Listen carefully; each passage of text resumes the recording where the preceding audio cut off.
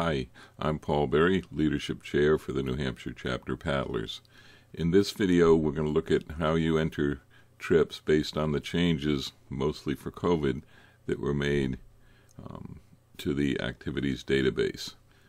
If you're a leader and not familiar with the activities database or want a full refresher, there is another longer video that covers the whole process of entering trips, including this part. I'll make a link to that video in the description below this video. In order to start, I'm going to use an entry that's already pre-populated down to the point where we're going to look at how we address the changes that are required. And in that video, I've made a pool session that's way out in November.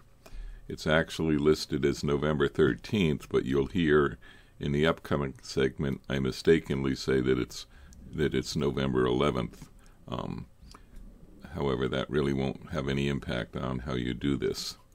So with that, let's get into the video. And then we get down to registration. And this is where things are much different than they used to be. So now there are two choices.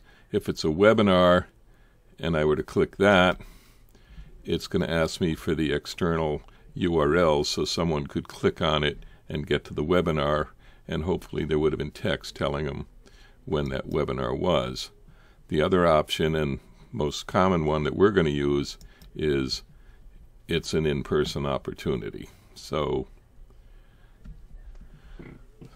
now the start date it asks you for a start date when people can start registering. And so if the trip was on the 11th, I can really start any time I want before then. For a demo, I'll show you that I'm just going to say it can start today. And for the end date, I'm going to move it way out to November, and I'm going to make it, I'm sorry, I guess it was the 13th actually. So I'm going to say we're going to end it a few days before that. Then it's going to ask if we want to limit participants, and the answer is almost always going to be yes. And so now you can choose up to, I think, 10. So for this pool session, though, I'm going to say that there's only going to be 7 of us, and that does include me as the leader. Now, you have to put what number you want here, because once you send it in for submission and it gets approved, you're not going to be able to change that. So I would advise that you go higher, because even though it says you can have that many, you don't have to approve that many later on. You can also say I want to have a wait list, and so I'm going to let 12 people sign up for the wait list. This way, if I get 7 people in and someone backs out, or someone I screen doesn't actually fit the trip, then I have people on the wait list that I can